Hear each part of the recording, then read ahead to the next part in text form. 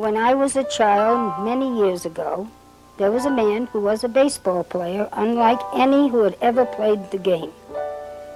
He was a great pitcher, but he was an even greater hitter, and he changed forever the way the game is played. His style, skill, and power made him a hero whose name came to mean baseball, and whose image became indelibly etched in our minds. He was the greatest hero in an age of heroes, and in his own lifetime, he became a legend. This man, this baseball player, this hero, and this legend was also my dad, the Babe.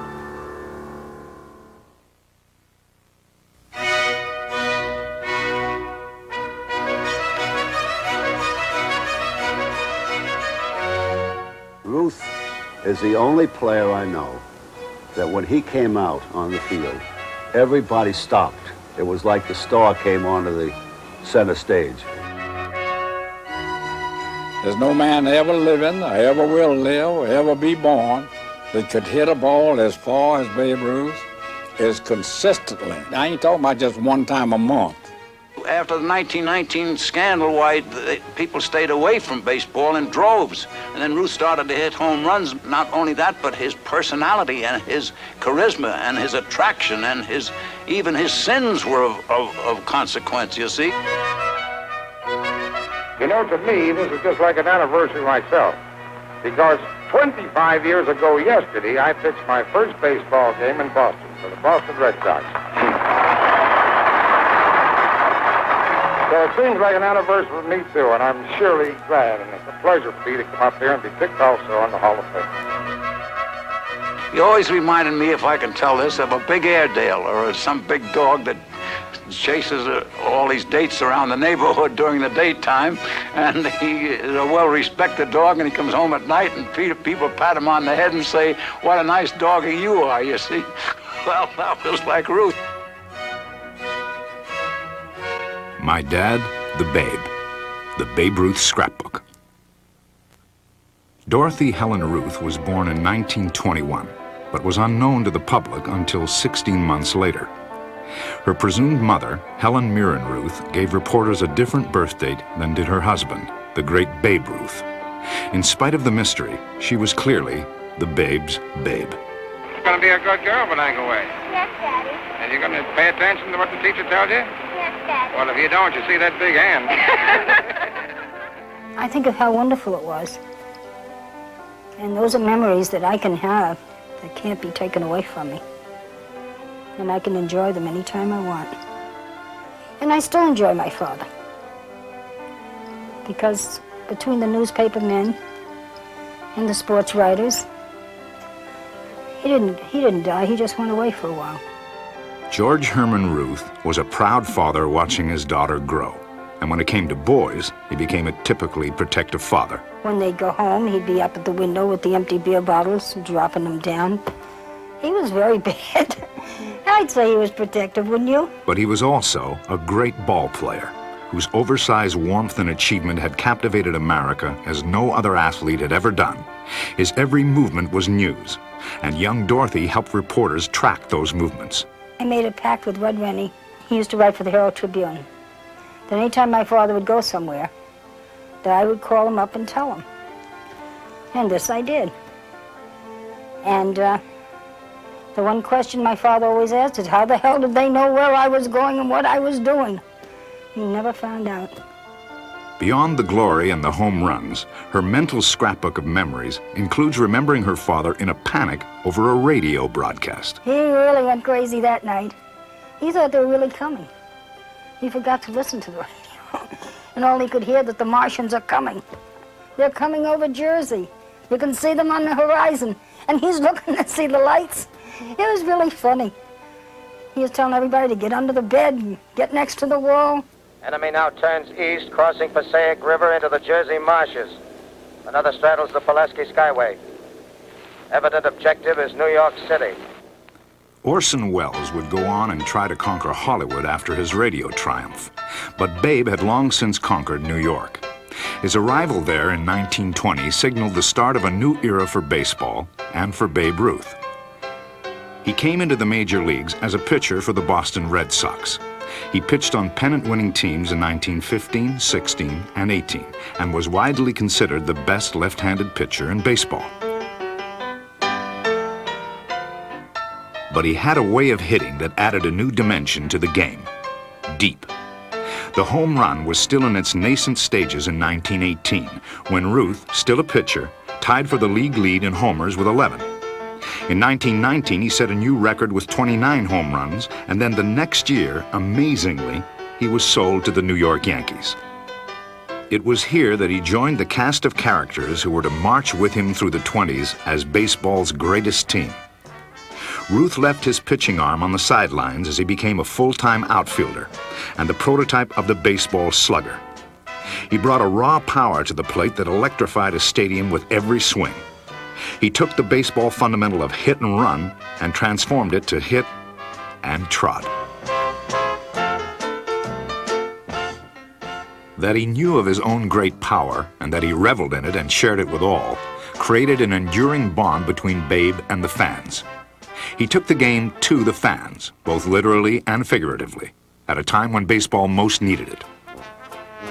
The whole country had been shocked in 1920 by the exposure of a plot to fix the 1919 World Series. 8 White Sox players were banned from baseball on charges of accepting payments from gamblers to fix the World Series. The ensuing scandal forced baseball owners to hire Judge Kennesaw Mountain Landis as commissioner. The stern jurist was given unprecedented power to redeem baseball's tarnished image. But the power that emerged as a colossus astride corruption was Babe Ruth. So Babe helped lead baseball out of the dark woods and the country into the roaring 20s. This was the first era of the great sports hero, and Babe took his place in that pantheon alongside the heavyweight boxing champion of the world, Jack Dempsey, tennis great Bill Tilden, and golfing legend Bobby Jones. These great stars drew enormous crowds eager for entertainment and diversion. The post-war years saw a more urbanized America with rapidly changing tastes, standards, and morals. At the same time, Prohibition had outlawed alcohol and spawned bloody gang warfare. For his part, Babe was always a man of his times, and he indulged in the wondrous opportunities the modern age offered. If a ball couldn't be hit high enough, a plane could take it there, and Babe catching the ball thrown from the plane was typical of the age and of the showman Babe had become. In this boisterous and pivotal decade, Babe had transcended his own sport and become a genuine celebrity in his own right. For the boy from Baltimore, things would never be dull again. He didn't owe life a minute. He lived every second, plus. To take measure of the man now is to recall what a strapping, strong athlete he was. He was an imposing figure whose strength and size always resided in the upper half of his body.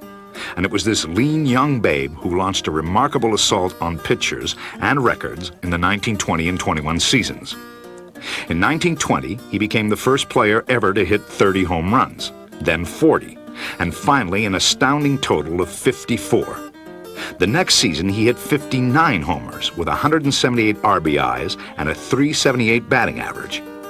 But after that season, he ran afoul of Judge Landis, Yankee owner Colonel Jacob Rupert, and manager Miller Huggins. It had been ruled that Babe's barnstorming tour was illegal, and it cost him a hefty fine and a 6-week suspension at the start of the next season. The Babe Ruth scrapbook now turns to a more typically glorious page. In 1923, Yankee Stadium opened on the Harlem River in the Bronx. It was almost immediately dubbed the house that Ruth built. It was certainly the house that Ruth filled.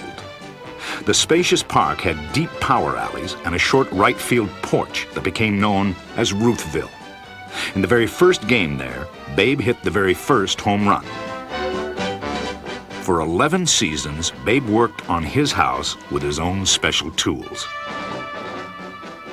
And so they kept coming, thousands upon thousands, and Babe kept them coming as he kept hitting, and he was crowned the Sultan of Swat. I think he gave class to the home run. He made it something special, because to him it was special, and he enjoyed doing it.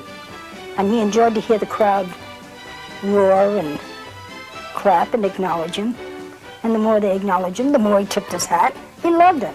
When he hit one, he just dropped the bat and started that little trot. He didn't just stand there and show the pitcher up like sometimes you see certain players today. He didn't do that. He dropped the bat and started his trot. He knew it was gone. He hit it out of sight. I've seen him hit fly balls 20 feet behind shortstop, 4 guys surround it and nobody catch it. He'd wind up with a double or a triple. And every once in a while, he would bunt the ball because they put the shift on, and there'd be no third baseman. He'd bunt it, and he'd get down to first base and chuckle like a big elephant. Just laugh. In other words, he was a great, great man. He hit .393 in 1923 and was American League Most Valuable Player. But his home run swing was his magic wand. Babe Ruth was the greatest home run hitter that I ever saw. There's no man ever living, or ever will live, or ever be born that could hit a ball as far as Babe Ruth as consistently. I ain't talking about just one time a month. Ruth led the league in home runs in 12 different seasons. He had become the all-time home run leader in 1921 and remained so for 52 years. When I was with Cleveland 11 years, if we'd have pitched to Ruth like they pitched to Hank Aaron or Roger Maris, if we'd have pitched to Ruth like that, instead of him hitting 60 home runs, he'd have hit 160. Ruth is the only player I know that when he came out on the field, everybody stopped. It was like the star came onto the center stage. And when you get that kind of magnetism, you know that you're the star. The high water mark of Babe's career came in 1927. But just 2 years before that, he had the worst season of his career. A serious stomach ailment, among other problems, caused his production to suffer badly. In 1926, he came back strongly with 47 home runs and a .372 batting average. Then, in 1927, he began hitting home runs at a pace close to his record-setting season of 1921. In that season, he had hit his 59th home run in the last game of the season. In 1927, he equaled that mark with 3 games to go, and fan interest was enormous. In the next to last game of the season, he started out by grounding to first. On his second trip to the plate, he singled.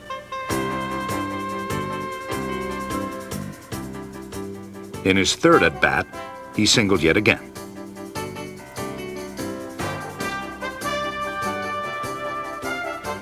Then, in his final at-bat of the game, he hit a Tom Zachary pitch just fair down the right field line for his 60th home run.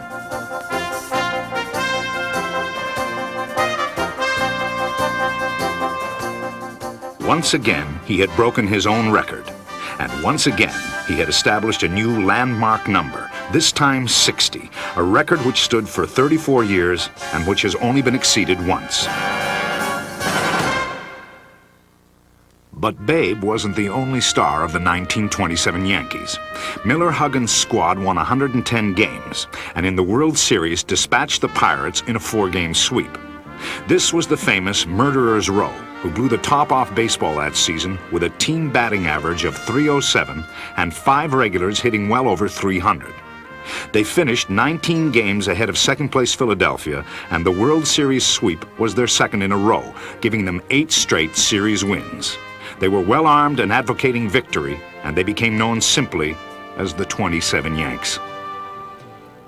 It was the greatest ball club that I've ever known, the 1927 club, with Garrigan first, Lazzeri second, Mark Koenig at short, Jumpin' Joe Dugan at third, Bob Musel in left, Earl Coons in center, and a fair ball player named Babe Ruth in right field. Babe was more than a power hitter. He was in every sense the complete ball player who had a natural genius for the game. He was a great defensive ball player. He very seldom, and I don't ever remember him, throwing the ball to the wrong base or making a mistake. He had the little bitty glove, a little bit of a white glove that he wore. It looked like a motorman's glove, as they call it, sometimes. But this fellow never made a mistake in that outfield. With all his weight and the belt hanging below his big belly and everything else. You'd look up and he's on first base, and all of a sudden he'd steal a base in an important ball game when you needed it. He would surprise everybody. He could do things that no one else in that era could do. What he also did better than anyone else was put people in the stands. Around the country, the name Babe Ruth was magic at the box office. He come to Chicago, 40, 50,000 people, a doubleheader, 35,000 a day game. When Babe Ruth left, the next day, another team come in, 4,000 at the game. That's the appeal he had. And he hit the ball completely out of the park, over the roof. As we say in Chicago, the ball landed on Wentworth Avenue. The street to any ballpark was Babe Ruth Way when he was in town. When they stopped coming to the ballpark to see me, I stopped earning my salary. And he always said that. The salary he did earn was colossal in its time. Yankee owner Colonel Rupert knew that Ruth was a good investment, even after 1929 when the Great Depression ravaged the country. If there was resentment over what Babe earned, it was never shown in a ballpark. Babe's marriage to Helen had failed by 1925, and Helen had taken Dorothy after the separation.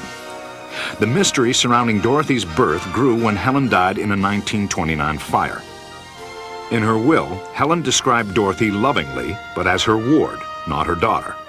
After Helen's death, Babe married the glamorous and determined Claire Hodgson.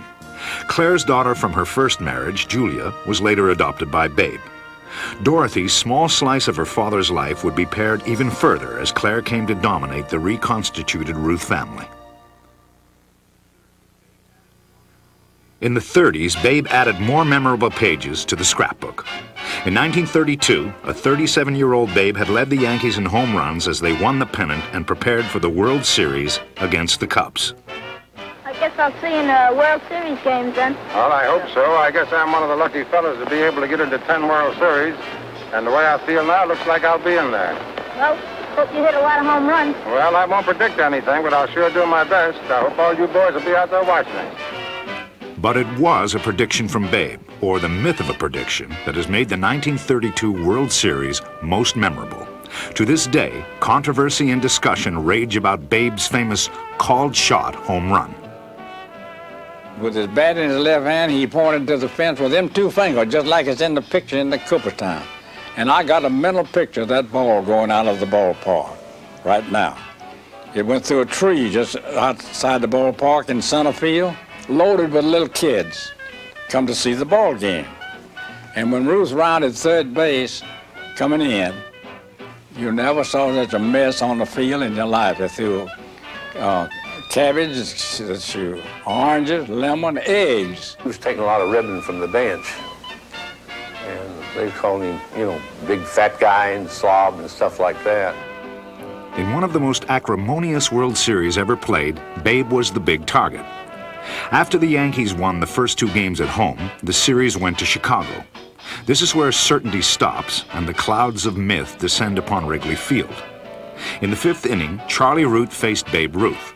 After that, even the count becomes uncertain. The two principals, Ruth and Root, remembered the count being the same. A reporter from the New York Times had the count even at 2-2, and the first base umpire recalled the count as 3-2, though Root later remembered him as the home plate umpire. Now Babe must have waved some spell of his own over the scene. Teammate Ben Chapman remembered. When Babe came back to the dugout after the home run, I asked him if he called his shot, and he said, "No, but I called Root every name in the book."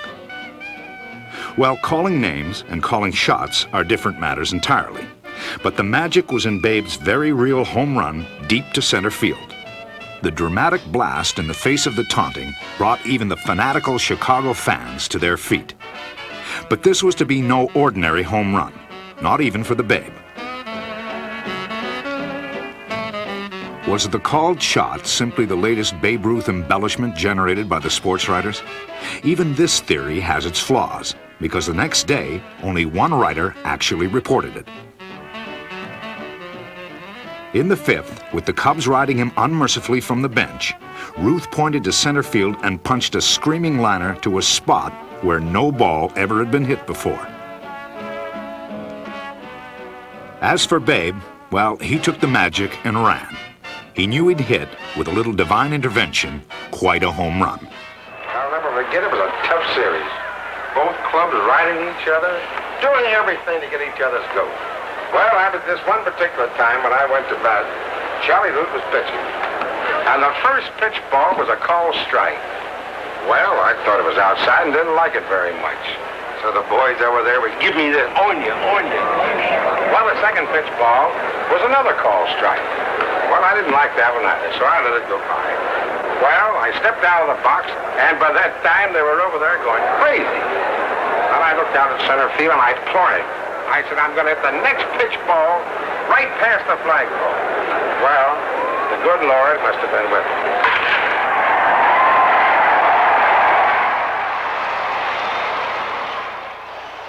A year later, Babe hit another historic home run in Chicago, this time at Comiskey Park, site of the first All-Star game.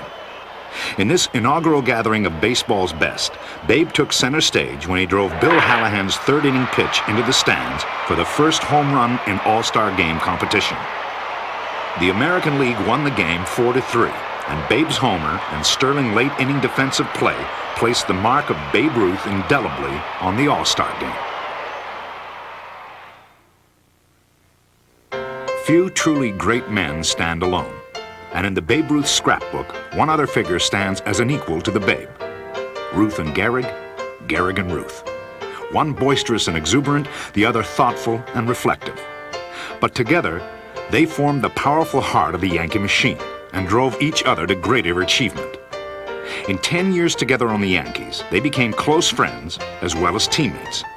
They barnstormed together after the season for appreciative fans who got two of baseball's greatest stars for the price of one.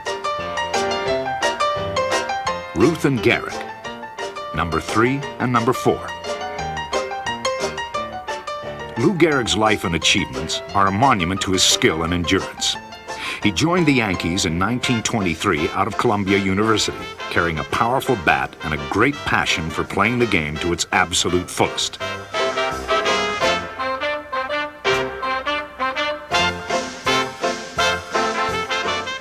By 1926, he was the Yankees' regular first baseman, and he gave new meaning to the word regular.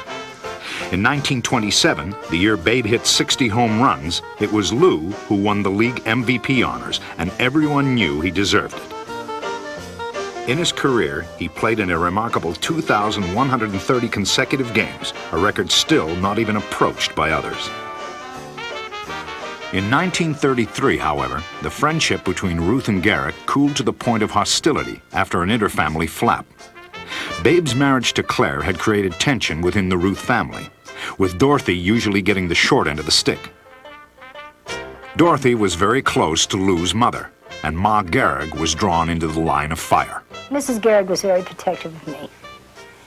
And I could do no wrong. And I think she loved me like I was her own. And when I went to visit her, I guess I didn't have enough clothes or good enough clothes. And she made the remark to one of the wives on the Yankee Club that Claire should dress me as well as she dresses Julia.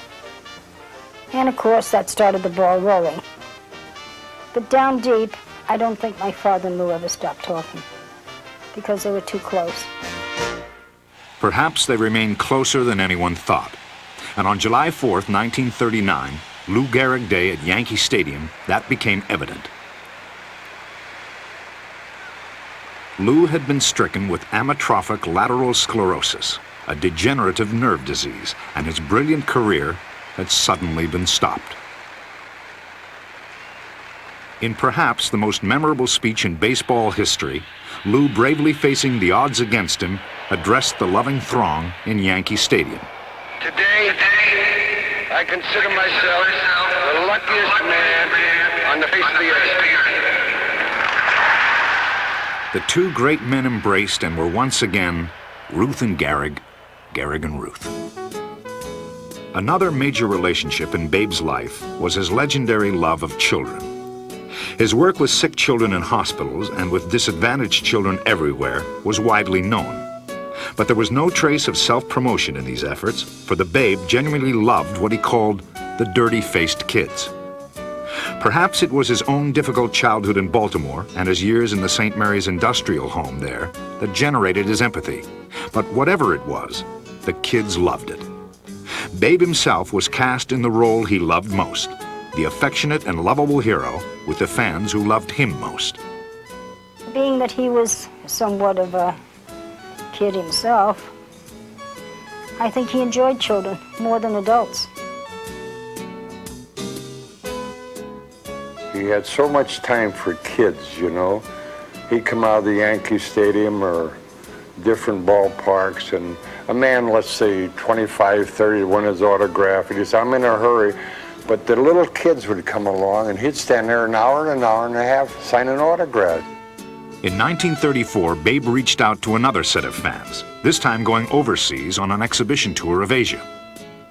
In 1934, we were invited to Japan with an all-star team, and Babe was on it, and we played in Japan, China, and the Philippine Islands. Even when we were down in Batavia, in Bali, people knew who Babe Ruth was.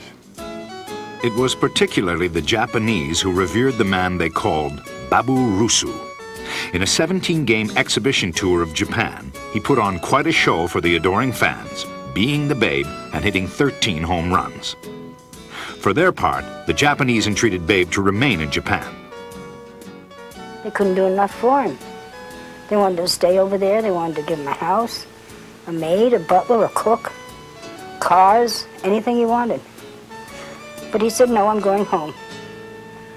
The United States is my country, and I'm going back to it. Babe had loved his tour of Japan, but 7 years later, he angrily destroyed his mementos from the trip. When they bombed Pearl Harbor, he was very upset. He started throwing everything out of the 15th-story window. Everything was Japanese. He put his hand on. And we were all ducking and grabbing and running with it. I mean, he was really that upset that they could do such a dastardly thing. Back in 1934, Babe began what was to be his last season with the Yankees. Spring training and its attendant rigors came a little harder this year for the 39-year-old Babe. He had a long-standing desire to manage the Yankees, and the evident deterioration of his great skills caused him to think more seriously about it. The Yankees, though, were committed to their current manager, Joe McCarthy. After a disappointing season in which he hit only 22 home runs, the man who had put the New York Yankees on the map closed forever the most glorious chapter of his life. It was just a very sad thing to see. A man that knew so much about baseball and lived in it and grew up in it. And it just didn't seem right that they would turn their back on him, but he did. They did. They turned their back on him. They told him they didn't need him, not even for $1 a year. He could not manage. In 1935, Babe signed with the National League Boston Braves as an assistant manager and player, but it was an ill-fated association. In May, he had a 3-home-run game, the last one his 714th and the last hit of his career.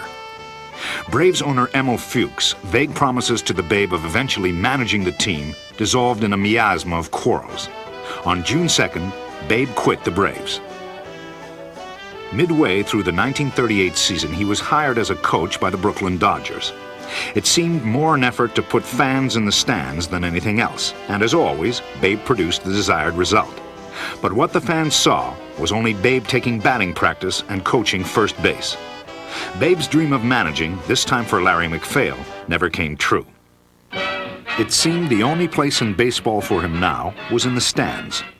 Of course, he was still Babe Ruth, and he made occasional radio appearances and played himself in the movie about Lou Gehrig. He continued to lead a robust outdoor life and perhaps believed he would eventually get the call to manage. Things were, as they say, up in the air, And though he might not have been sure where he was going, he always knew who he was. I remember coming back through Peekskill, and Babe had a 16-cylinder Cadillac in those days, a great, big, long, beautiful car. And I'm following him in my car, June and I, my wife and I, and Babe went, well, he wasn't going real fast, but he went through it, and the policeman waved at Babe, you know, one of those things. Babe waved back, and he stopped me.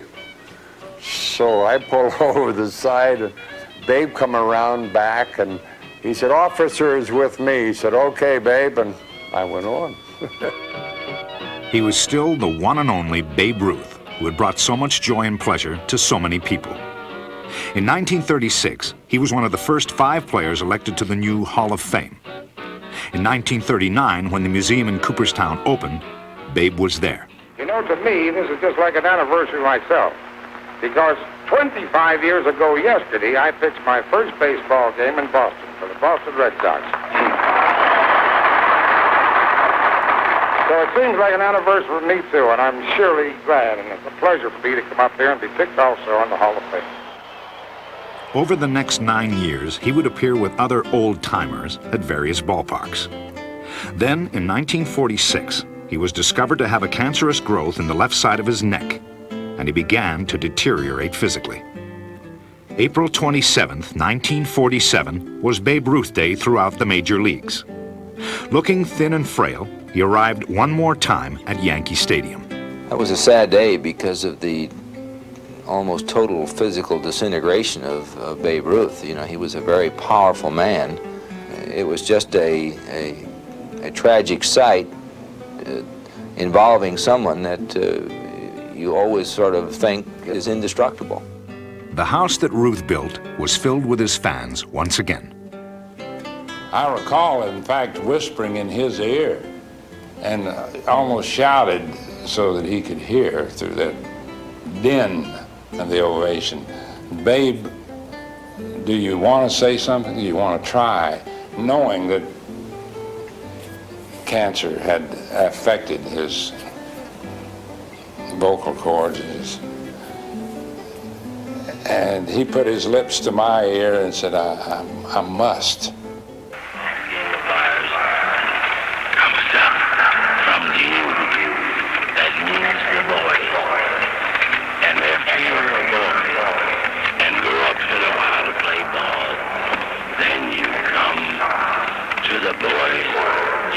Representing themselves today in your national pastime. The only real game, I think, in the world, baseball. There I was standing behind him, looking at his back as he was trying to speak over the microphones. And I had a look on my face as if I were about to cry. And I recall that I was about to cry. I had to hold it back. Many lovely things said about me, and I'm glad that I've had the opportunity to thank everybody. Thank you.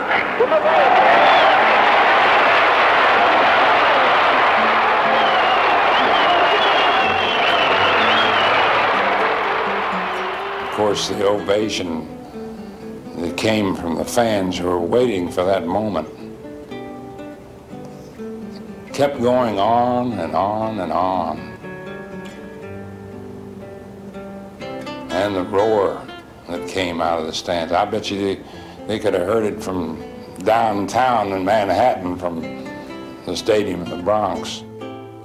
As his condition worsened, a vigil of young fans stood outside his hospital, and he received occasional visitors. In 1947, after the winter meetings ended in New York, I was the only fella connected with baseball that went to see him. He was at the Lenox Hospital. Everybody else deserted him. They wouldn't give him a job. They didn't think much of his knowledge of baseball. They didn't think enough of it to make him a coach or a manager, you understand. And I went in the room and he was laying there and he recognized me and he turned his head into the pillow and cried like a baby. For a while, experimental treatment slightly improved his condition, and he was released from the hospital. Adoring crowds greeted him in the street, as they had done for some 35 years. On June 13, 1948, the Yankees celebrated their 25 years at Yankee Stadium, and Babe made a dramatic appearance there. He put the Yankee uniform on. We all knew then, and of course he must have known, that he could leave us at any time. But he wore the Yankee uniform, and they retired the number 3.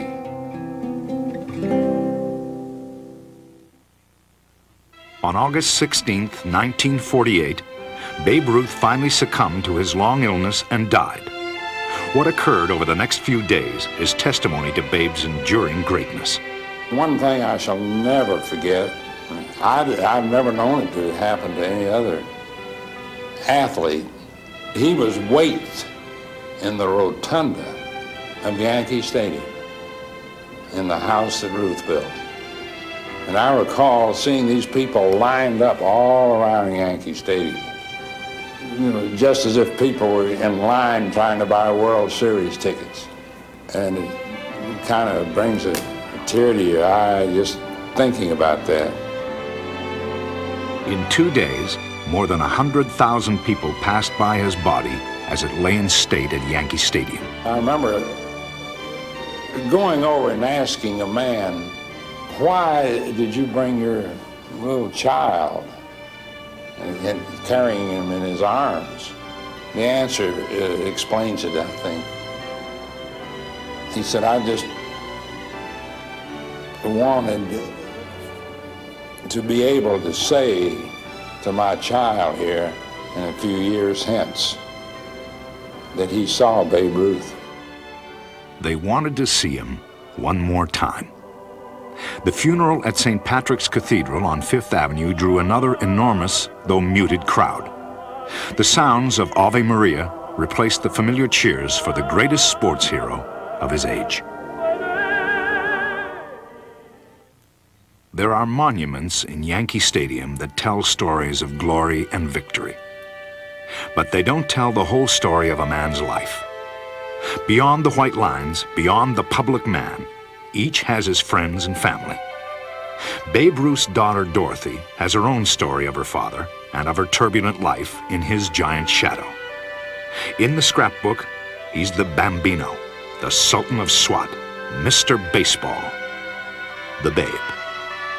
But to Dorothy, he is always her dad.